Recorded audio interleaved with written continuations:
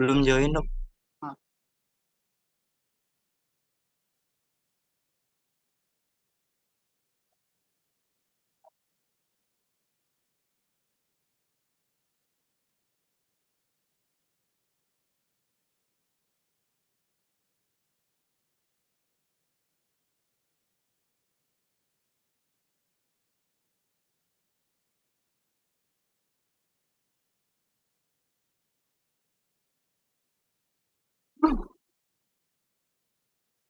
Eh, berisik nggak di sana? Halo? Berisik? Enggak dokter. Enggak.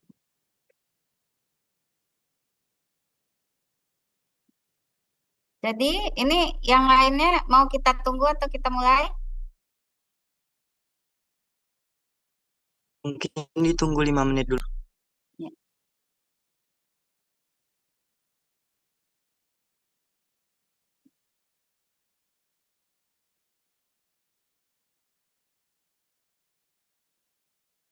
Semuanya kameranya on ya? Banyak sekali belum on. Kameranya on.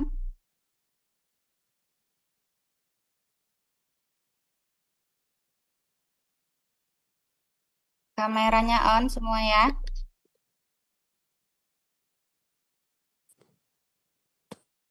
Arli belum on. Muhammad Azi apa? Pel, Pela belum on. Novia belum on. No,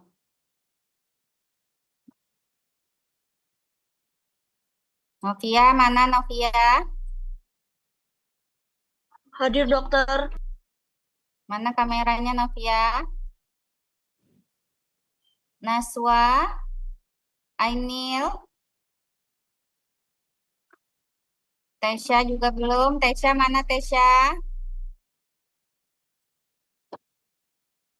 Tesya, Hadir dokter. kameranya. Aldi,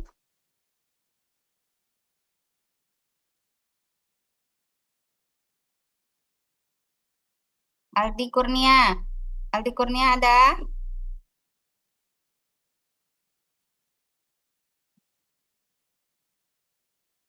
Aldi Kurnia ada? Niken, Hadir dokter. Nitami. Niken Nitami Hardi. Bintang Putra. Bintang Putra, Niken mana? Hadir dokter. Sebelumnya izin dokter, izin mencari jaringan yang lebih Ya, baik agar bisa on cam dokter. apa?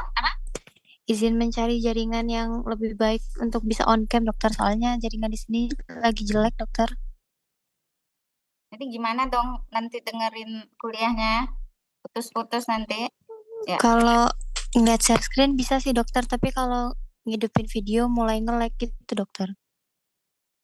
Gina, Gina Sonia, Hadir dokter. Astrid, Astrid Sitorus,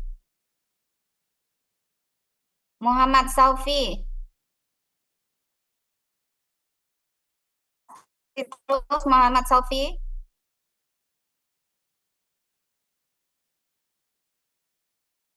Habib, Arsi, Z, Z ini siapa nih?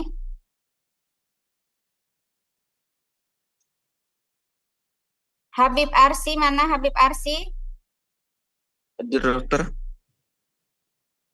Z ini siapa nih? Z,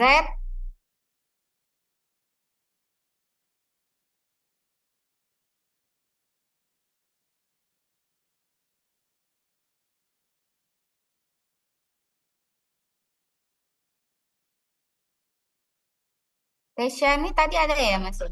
Tadi udah ya? Sudah dokter. Fauzir Aramadan, Fauzir Ramadan,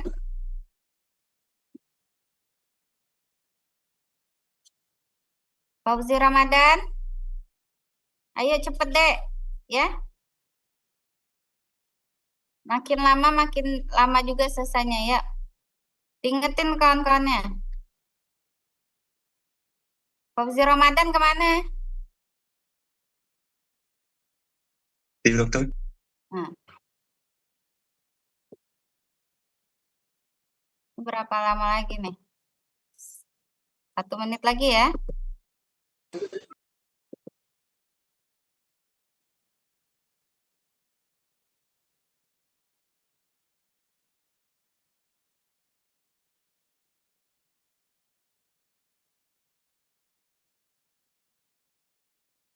Eh,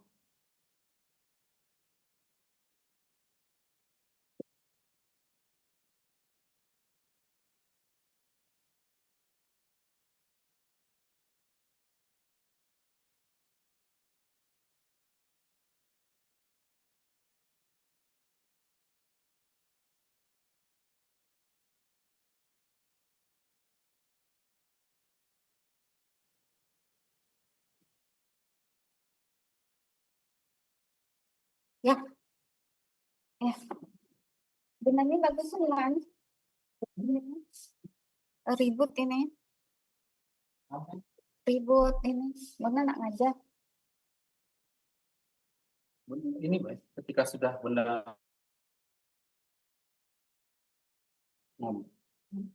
kenapa apa Nah, sudah lalu. di atas kan Berapa kan enggak? lebih kurang banget Bantuin nih. yang di bawah. Ini tuh kalau gerak dikit, ini tuh udah mulai gerak. Itu yang saya habis benda ngomong matikan ya. Orang ngomong terus, ngajar. Apa sih? Bantuin nih.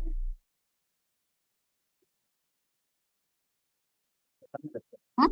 Kesan tamat dapat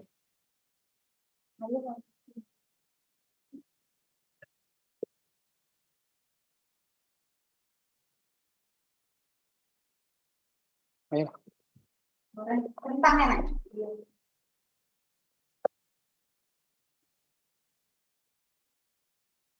Kasih garam enak.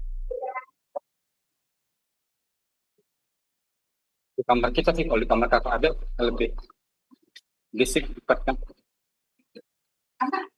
Ya sudah mau diapain, kamar itu ya udah lah sebelahnya langsung, atau di sini aja masuk boleh.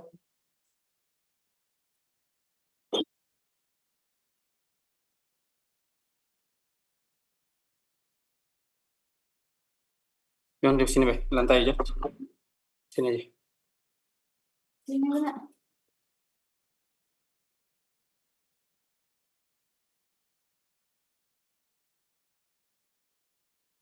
Maksudnya harus dibobogi.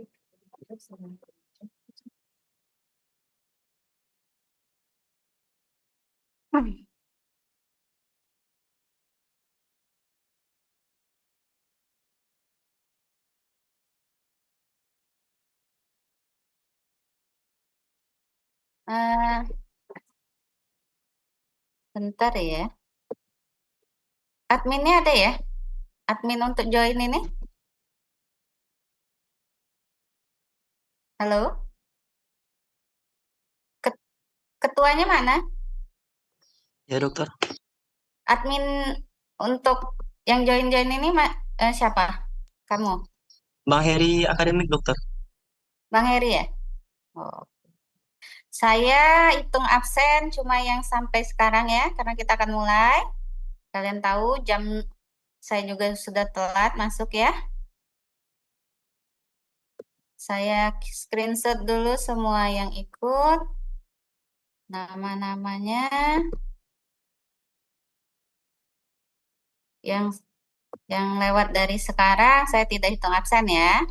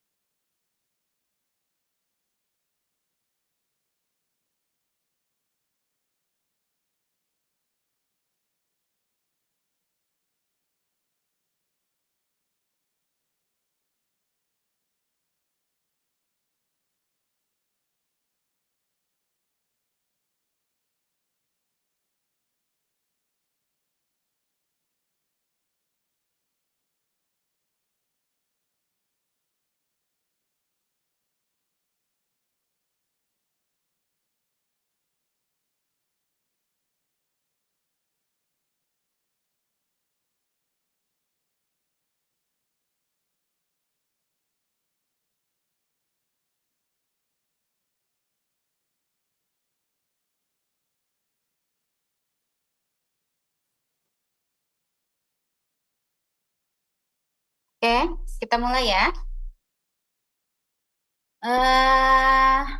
Kemarin saya ada ini ya, ada terlewat ya satu topik tentang mata tenang visus turun perlahan, itu tentang papiledem. Jadi kita lanjut sekarang ya. Kalau yang optik neuritis optik itu masuk ke mata merah, mata tenang visus turun mendadak. Ini papil edem itu adalah, ini kalian lihat ya. Sebentar. Ya, jadi kalian lihat ini, itu kan normalnya, kalau di sini pointer apa penunjuk ininya kelihatan sama kalian. Kalau saya tunjuk ini. Kelihatan dokter. Kelihatan ya. Jadi papil edem itu adalah kondisi di mana terjadinya bengkak di kepala saraf mata, neuritis optik.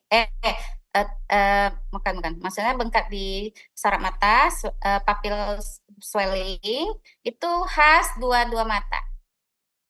Kedua mata diakibatkan dari tekanan intrakranial yang meningkat, ya. Khas karena tekanan intrakranial yang meningkat dan khasnya adalah dua mata. Kalian bisa lihat ini papil mata kanan, ini papil mata kiri, ya. Jadi ada bengkak. Biasanya ada lingkaran bulat tegas ya. Tadi diswelling karena tekanan bola mata yang meningkat. Penyebabnya bisa tumor, bisa idiopatik intrakranial hypertension, inflamasi, dan sebagainya. Kemudian ya karena penumpukan cairan menyebabkan swelling ya, sehingga akson-akson dari saraf mata menjadi kehilangan ininya ya, kehilangan integritasnya dan kemudian menjadi atrofi. Lama kelamaan bisa menjadi atrofi. Kemudian ya, jadi harus dibedakan nih apa bedanya dengan neuritis optik. Nanti kita lanjut ke bab berikutnya. Topik berikutnya itu neuritis optik. Nanti harus dibedakan ya penyebabnya dari papil edem dengan neuritis optik. Kemudian ada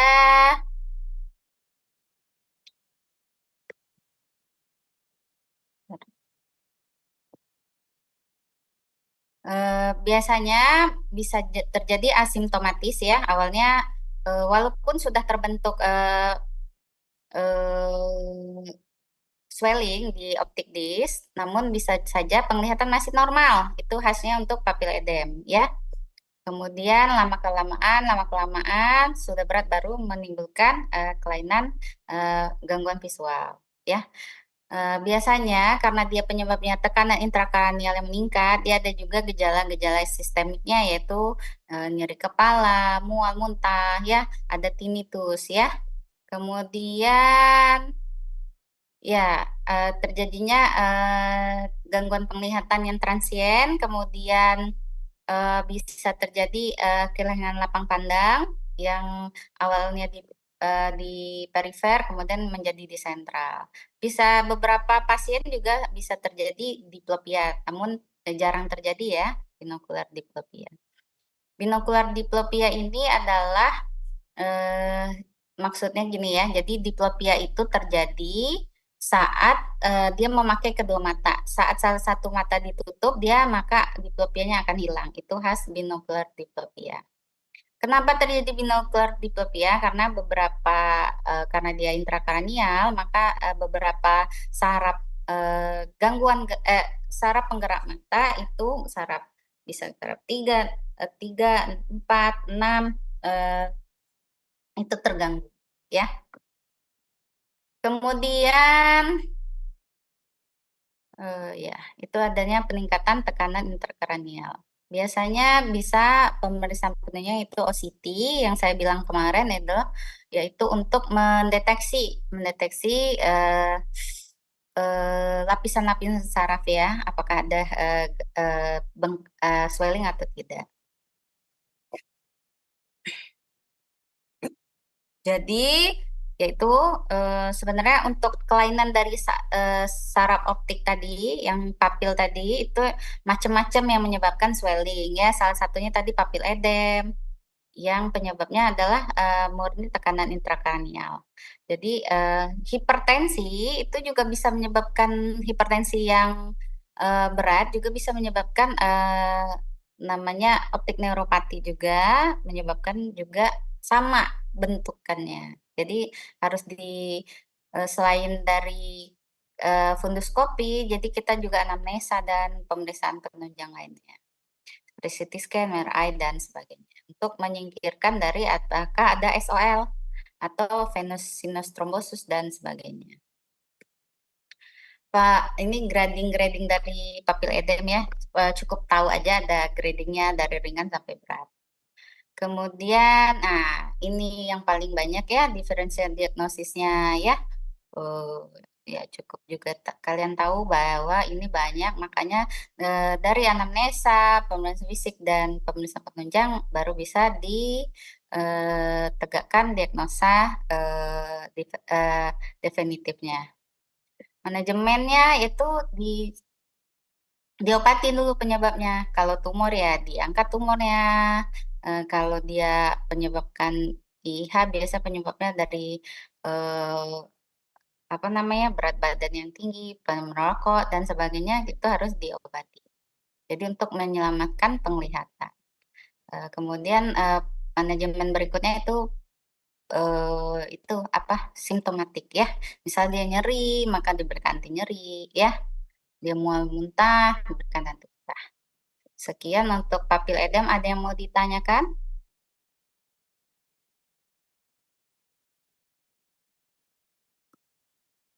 Ada yang mau tanya tentang papil edem? Ini masuk kategori mata tenang visus turun perlahan. Masih yang kemarin yang saya masuk perkuliahan yang saya pertama ya.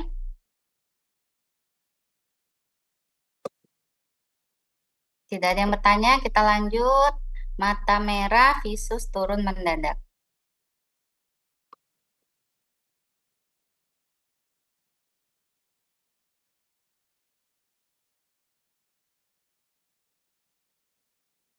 Karena harus dibedakan dengan neuritis optik, saya muncul pertama neuritis optik ya. Suara saya terdengar? Suara saya terdengar? Terdengar dokter? Ya. Jelas? Jelas dokter. Nih ya, neuritis optik. Ya. Sama bentukannya nih, sama-sama swelling, bengkak di papil. Izin dokter, PPT-nya belum ter-share screen dokter.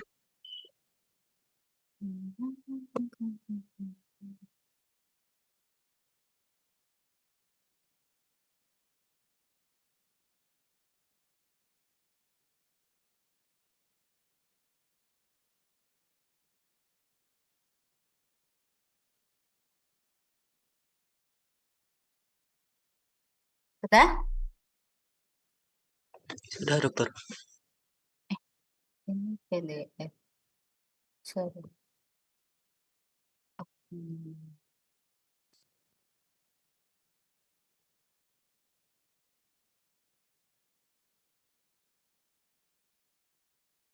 Neuritis.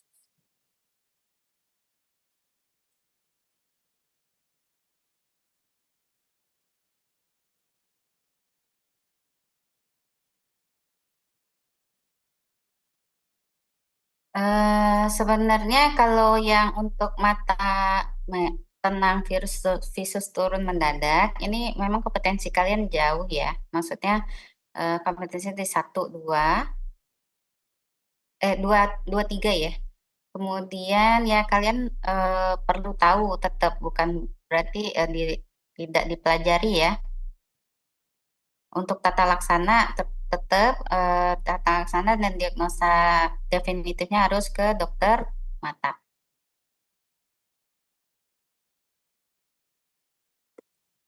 Yeay.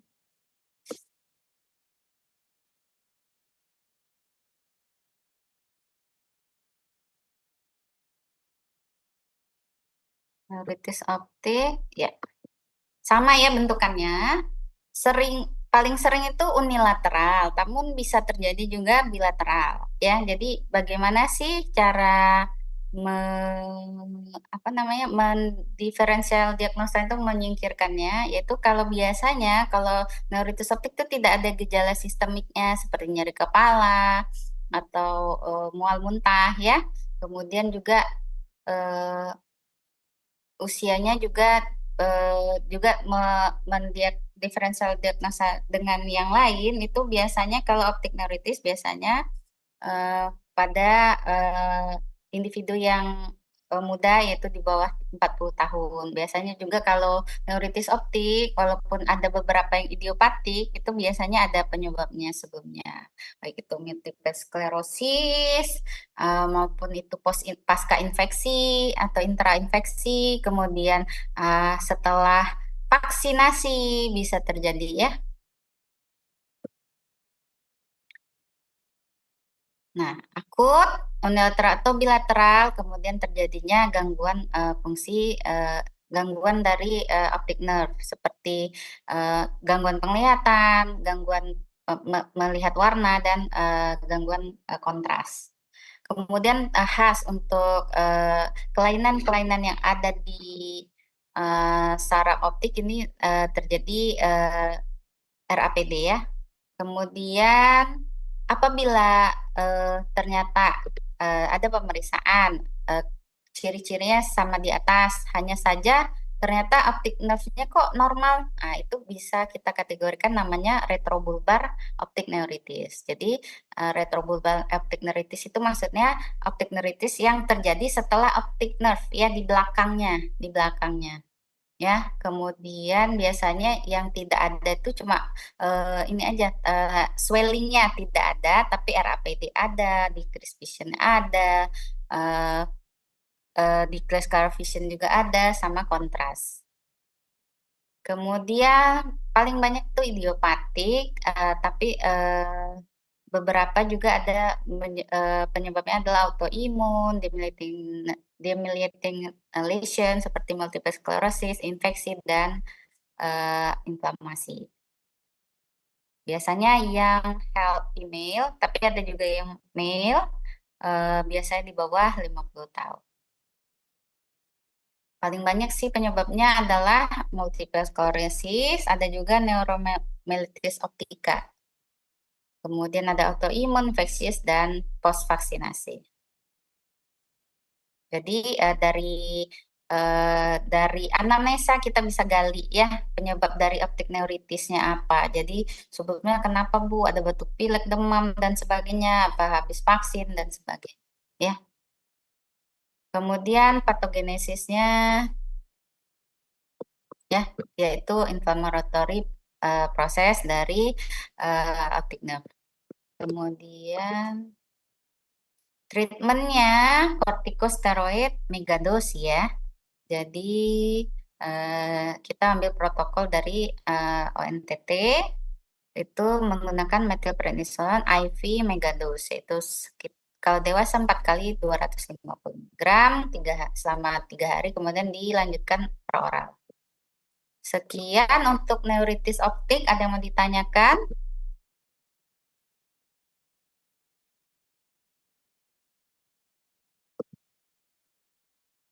Ada yang mau ditanyakan? Tidak ada yang bertanya ya. Nanti disimak baik-baik ya. Di akhir saya akan bertanya seperti pukulan offline sebelumnya ya.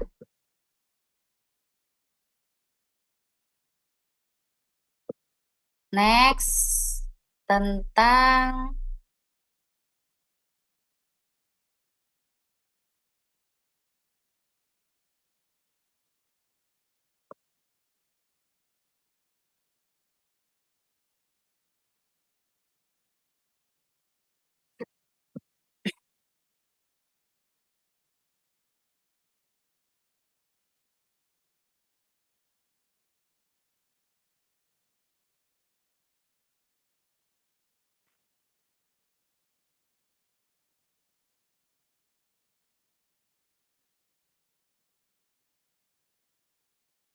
retinopati ya, hipertensi.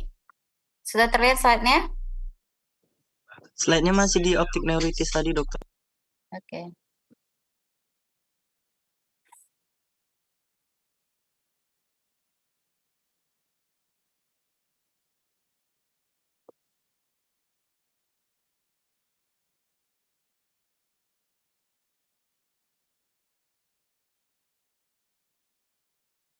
Jelas? Kelihatan? Kelihatan, dok. Ya. Jadi penyebab mata tenang, visus turun mendadak itu paling banyak itu penyebabnya dari saraf ya, retina atau optik nerve ya. Salah satunya hipertensi retinopati, retinopati yang disebabkan oleh tekanan darah yang meningkat. Nah, ya, penyebabnya adalah hipertensi, ada yang efek dari akut, ada yang kronis. Kemudian faktor risikonya yaitu bisa dibaca ya, diet rendah, tinggi garam, obesitas, tobacco, alkohol, family stress, dan etnik. Kemudian ada juga fase-fasenya, nanti bisa dibaca ya. Nah, yang paling penting itu adalah diagnosis ya. Jadi grade 0 yaitu tidak ada perubahan, grade 1 itu adalah terjadinya penyempitan arteri dari yang tampak di retina, kemudian terjadinya irregular. Jadi seperti apa ya? Grade 2 itu seperti pembuluh darahnya lebih seperti cacing ya. Uh, tidak lurus seperti biasa, jadi lebih ke bengkok-bengkok gitu ya, irregularities. Kemudian grade 3 ada perdarahan, eksudat, cotton wall, spot atau edem dari retina. Yang terakhir paling beratnya itu grade 3 ada semua, kemudian adanya papil edem. Jadi kita coba ulang lagi nih ya. Jadi apa sih ini yang terjadi? Jadi nih, ini kan vena ya. Nih, kalian pointer yang saya tunjuk nih kelihatan nggak di sekarang? Kelihatan, dokter. Kelihatan ya. Ini vena di retina ya. Ini arteri. Jadi intinya dari pemeriksaan fisik pasien-pasien dengan hipertensi retinopati, ini perbandingan besar dari eh, arteri sama vena itu 1:3. Ya, jadi ini eh, jadi perbandingan ini 1, ini 3. Normalnya berapa? 2:3. Kemudian ini yang tadi tortuosity ya, jadi lebih bengkok-bengkok ya kondisi arterinya ya, tuh bengkok ya. Kemudian ada eksudat ya, ini swelling itu nih grade 4 ya, tapi grade 4-nya masih setengah ini ya. Kemudian ada eksudat, ini ada udah mulai flame shape ya. Kemudian ini cotton wall spot yang lebih warna putih ya, cotton wall spot. Ya, jadi diingat-ingat sama tuh. Kalau grade 4-nya menyebabkan tadi apa? Papil apa? Swelling dari papil ya. Kemudian manajemennya itu eh, reducing blood pressure ya. Jadi diturunkan berat eh, apa namanya tekanan darahnya. Jadi kontrol sistemik ya. Kemudian komplikasinya bisa yang lebih berat, BRAO, CRAO dan sebagainya. Ya nanti kita ada juga materinya ya. Glaukoma juga bisa terjadi ya pada pasien-pasien dengan hipertensi retinopati. Sekian. Kita ada yang mau ditanyakan?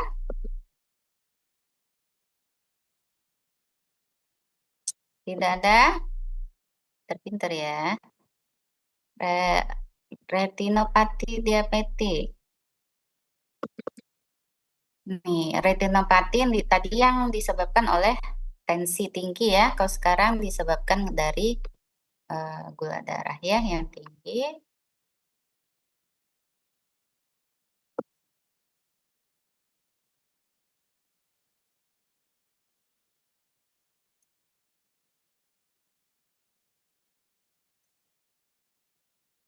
Baik, Pak. Ini juga ya hampir sama bentukannya, hanya saja Kak, diabetik retinopati ini eh, sama ada ini ya eksudat, rim shape, dot blood, ya, ada cotton wall spot ya. Cuma biasanya kita lebih ke anamnesa juga sama pemeriksaan fisik ya, gula darah, pemeriksaan lab sama tensi tekanan darah ya. Ya, kalau diabetik retinopati ini dibagi atas NPDR, PDR, dan DME, biasanya eh, terjadi pada pasien-pasien dengan diabetes. Kemudian faktor risikonya durasi dari diabetes, uncontrolled glucose, hipertensi, dyslipidemia, dan pregnancy dan smoking. Kemudian step-step terjadinya dari diabetic retinopathy ada capillary leakage, ada capillary occlusion, dan sequel dari retinal ischemia.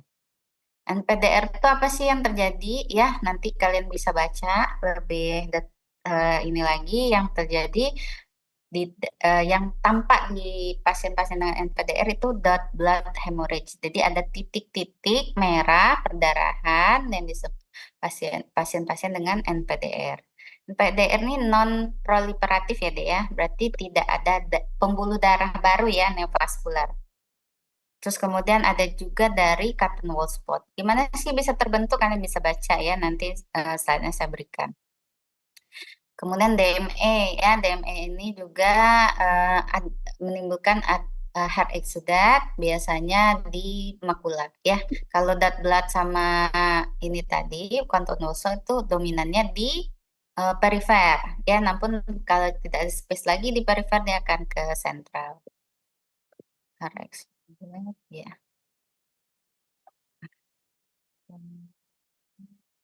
PDR yaitu proliferatif, kalian tahu sendiri ya, nanti akan terjadi ada yang neovaskularisasi baik di optik disc maupun di iris ya. Kemudian prevensinya sama kayak tadi juga ya, kalau hipertensi kurangi tekanan darah, kalau gula diabetik dia kontrol dari gula darah. Manajemennya sistemik kontrol yang jelas ya, kemudian sistemik kontrol karena diabetes ini biasanya banyak penyerta lainnya, hipertensi, hiperlipidemia, hiperkolesterolmia, dan nefropati itu juga harus dikontrol. Jadi kemudian pasien DME itu bisa kita lakukan laser atau injeksi anti-VEGF. Kemudian kalau proliferatif diabetik retinopati biasa kita lakukan laser ataupun dioperasi ya, vitrektomi ya. Sekian.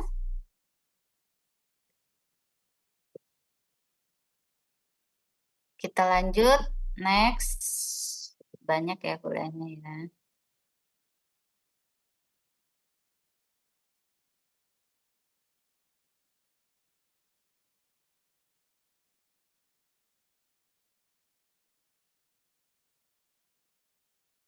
Nih, kalian juga perlu tahu bahwa ada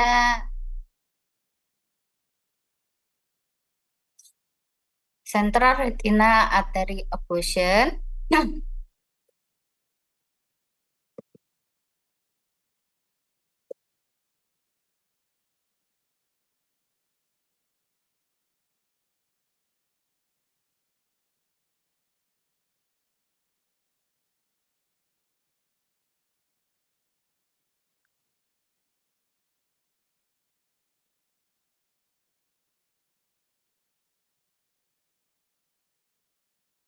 Yaitu terjadi sumbatan dari arteri retina sentral ya.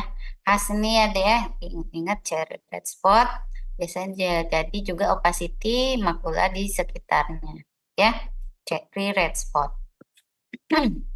Ini adalah salah satu kegawat darurat pada mata ya.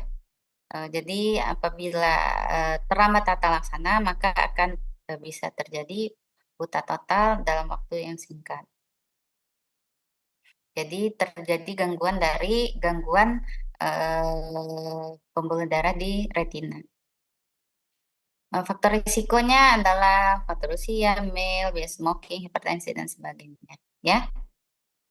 Kemudian patofisiologinya ya, tadi ya terjadi sumbatan ya. Maka apabila dia terkena yang sentral, maka dia akan apa namanya morbiditasnya akan tinggi. Kalau dia terjadi di branch, dia akan sedikit ini ya gangguan tidak begitu parah, gangguan penglihatannya. Kemudian apabila malah yang lebih, maksudnya ini audioptalmic, itu maksudnya sebelum dari central retina, maka lebih severe lagi untuk kehilangan penglihatannya. Kemudian sifatnya mendadak, tanpa rasa nyeri, kemudian penglihatan turun jauh ya, turun mendadak. Biasanya satu mata ya. Bisa terjadi RAPD ya, Relative Apparent Pupil Defect. Kemudian paling khasnya itu bisa tidak juga ya RAPD ini. Kemudian paling khasnya itu cherry red spot. Kemudian terjadi juga khasnya itu opacification makula di sekitarnya. Nah,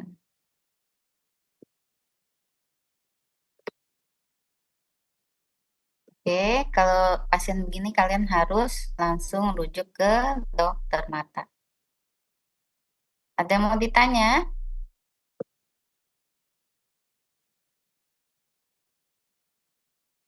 Oh iya, paling kurang terapi ya. Biasanya kita terapi masa okular ya. Nah, kemudian bisa juga ini ya, pembedahan ya. Sekian untuk CRAO ya. Kita lanjut ke CRVO.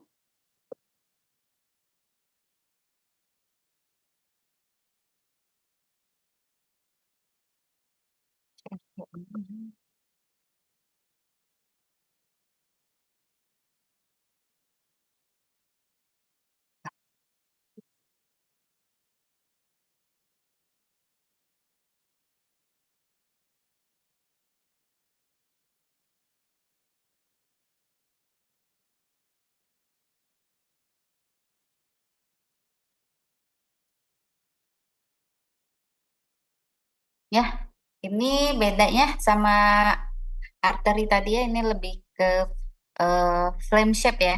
Ini kelihatan belum ya? Belum tersins. Belum, dokter. Oh.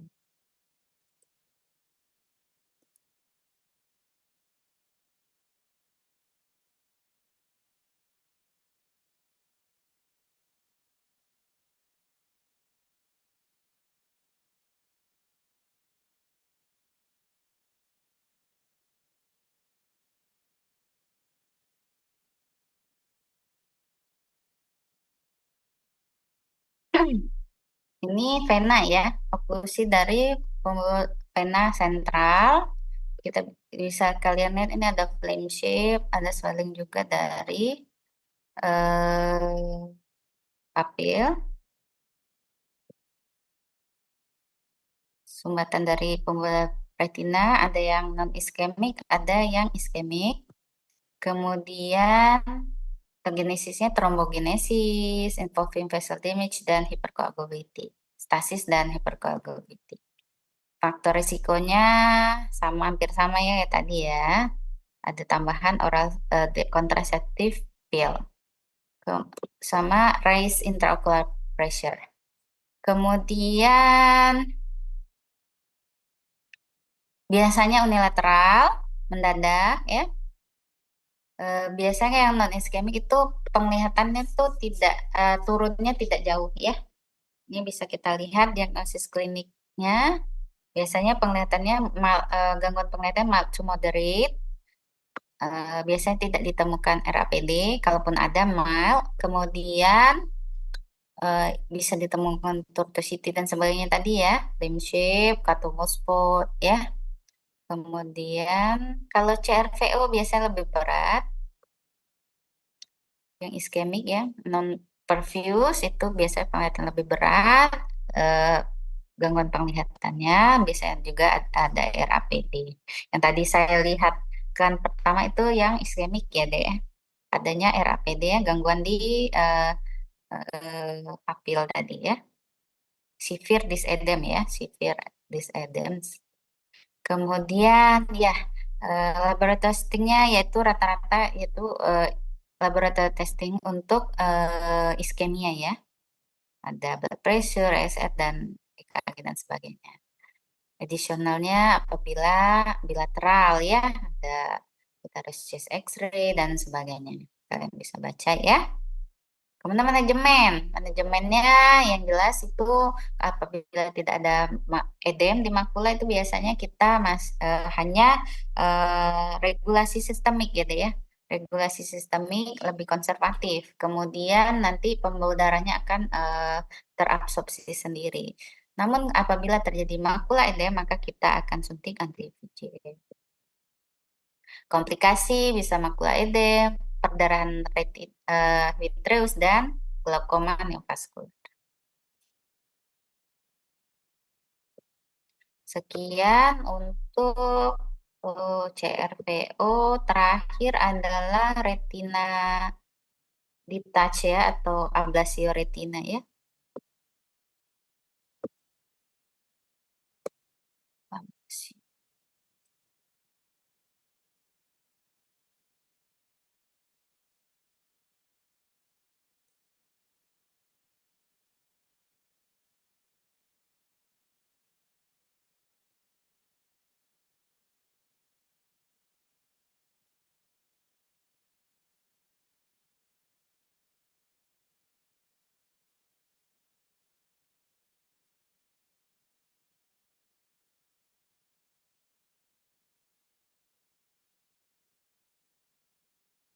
Ya, ablasio retina atau retina detach, kalian bisa lihat ini retina kan tadi tuh bentukannya ini ya, warnanya ori, lebih ke orange, kemudian ada pembuluh darah yang terbentuk. Ini lapisan retinanya. Izin dokter. Hah? Izin dokter. Belum. PPT-nya belum muncul di layar dokter.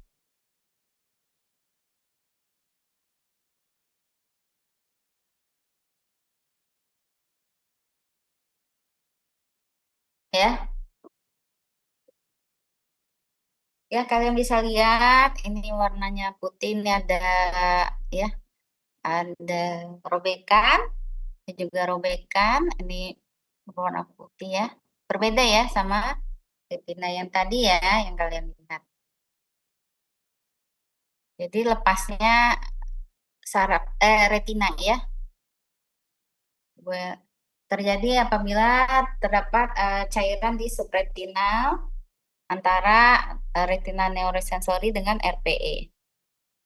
Jadi retina detach atau ablasio retina ini ada 3 jenis ya dek. Ada rematogenus, ada traksional, ada eksudatif. Rematogenus ini yang biasa kita temukan. Traksional itu biasanya terjadi pada pasien-pasien dengan diabetik retinopati. Eksudatif biasanya penyebabnya bisa tumor, inflamasi, bisa infeksi dan sebagainya. Faktor resiko ya paling banyak rematogenus, maka kita akan fokus ke rematogenus. Kalian cukup tahu tadi bahwa jenis ablasio retina ada 3 macam. Kemudian degenerasi latis, break ya, break itu yang tadi ada robekan ya pada retina perifer, kemudian miopia patologik yang kemarin kita bahas ya deh ya, biasanya ukuran kacamata di atas -6, kemudian ada riwayat intraocular surgery sebelumnya, trauma, atau sebelumnya ada retinal detach sebelumnya. Maksudnya tuh mata sebelahnya ada retinal detach ya. Jadi apabila pasien mata sebelahnya ada pernah riwayat ablasio retina, itu 1% ada kemungkinan mata sebelahnya ikutan terjadi detach. Ada riwayat keluarga. Kemudian penglihatannya turun mendadak, ya biasanya intraokularnya menurun ya dek ya. ya, intraokular menurun. Biasanya gejalanya awal-awal tuh bisa seperti eh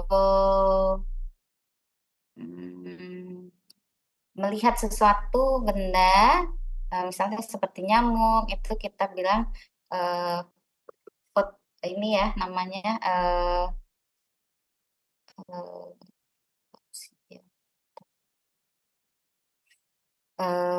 atau terlihat seperti ini ya tirai ya. Jadi penglihatan tertutup seperti tirai sebagian ya. Tadi gangguan penglihatannya itu tergantung robekan yang terjadi ya. Jadi kalau dia baru kecil bisa seperti nyamuk aja di pinggir. Kemudian kalau sudah lumayan eh, tertutup, lepas saraf matanya mungkin setengah ke atas hilang ya. Kemudian bisa total ablasi retinanya ya.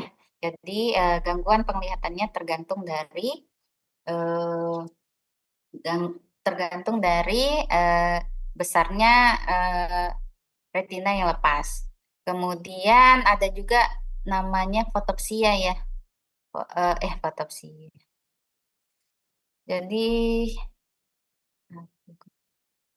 Jadi ini apa namanya penglihatan, ada ciri-ciri yang lain itu ada penglihatan seperti melihat kilatan cahaya ya. Kelihatan cahaya pada mata sendiri ya. Kemudian dilakukan juga pembedahan fundus, yaitu dilihat adanya robekan ya. Kemudian apabila kesulitan untuk pemeriksaan fundus, misalnya pasien dengan katarak atau pasien dengan ada perdarahan, terus maka kita bisa gunakan B-scan ultrasound. B-scan ultrasound ini maksudnya USG mata, ya. Kemudian treatmentnya apa sih? Jadi seluruh break atau robekan itu harus diidentifikasi, kemudian diobati dan ditutup. Intinya dioperasi, bisa dengan pneumatik retinopexy, buccal, dan sebagainya. Sekian padat ya materinya. Untuk mata tenang, visus turun mendadak.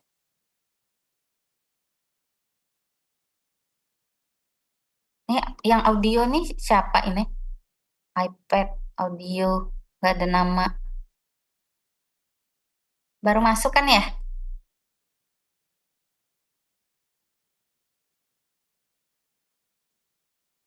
Yang tidak terdeteksi nama, maaf ya, tadi juga sudah saya tunggu juga ya. Ini titik juga siapa ya?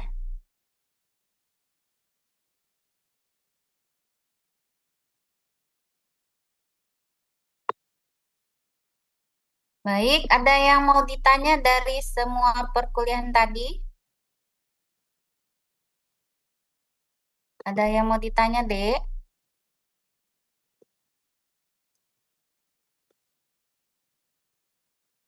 Izin Kalau, berdoa dok. hmm, gimana? Eh, izin dok, saya Julianto Rada Samuta Galung dengan NIM 22076 dok. Hmm, Izin bertanya terkait manajemen CRVO tadi dok, atau Central Retinal Vein Occlusion. hmm, Tadi perbedaan manajemennya terdapat pada non-edem makula dan edem makula dok. Nah, non-edem hmm. makula tadi kan ada pengobatan sistemiknya, dan edem makulanya tadi dokter bilang ada suntikan. Untuk tadi suaranya kurang terdengar dok untuk suntikannya tadi. Yang disuntik tadi untuk CRVO sendiri jika ada edem makula tadi apa ya dok? Suntikannya hampir sama ya, semua yang berhubungan dengan makula itu kita biasanya suntikannya anti VEGF. Apabila tidak ada, maksudnya ketidaktersediaannya anti VEGF, bisa alternatifnya anti radang, anti golongan steroid. Biasanya kita gunakan triamcinolone. Intravitreal ya, bukan suntik in- ini muskular dan sebagainya, intravitreal. Hampir semua edem di makula itu semuanya disuntikan anti VEGF. Baik dokter, terima kasih dok. Ya, ada lagi yang mau ditanya?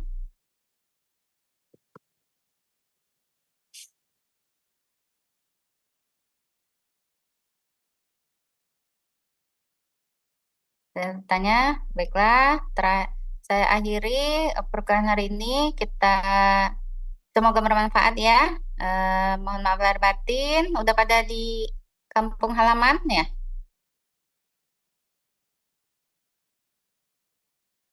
Sudah dokter.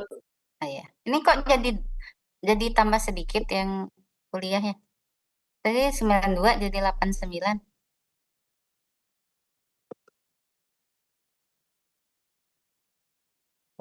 Oke, akhiri wabillahi taufiq wal hidayah. Wassalamualaikum warahmatullahi wabarakatuh. Waalaikumsalam warahmatullahi wabarakatuh. Terima Terima kasih kasih, dokter. Ya. Ini untuk materinya gimana nih? Sama siapa saya kasih nih? Sama saya saja dokter. Hah? Sama saya saja dokter atau enggak di kolom chat aja dokter. Oke.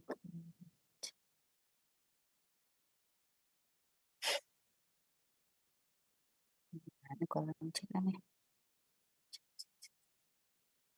Notes ya? Bukan ya? Aku lupa ya. Oh, chat. Oke. Chat ke semua atau ke kamu aja? Semua aja dokter biar semua dapat. Oke.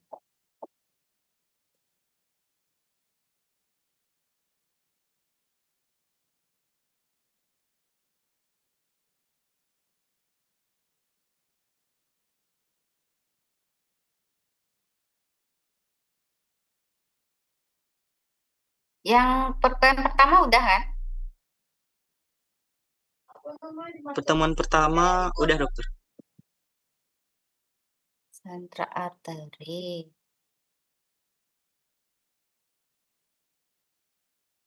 Neuritis optik. Oke.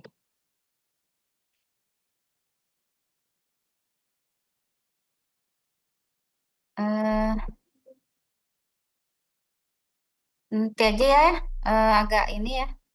Kamu saya chat ini ya, M Sukri.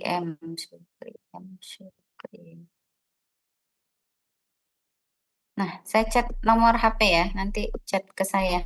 Ini. Baik dokter. Oke, sip. Ya, wassalamualaikum warahmatullahi wabarakatuh. Waalaikumsalam warahmatullahi HP aku wabarakatuh. udah masuk, Sukri? Udah ya, oke. Sip. Sudah dokter. Ya, saya Terima leave ya. kasih dokter. Ya, sama-sama.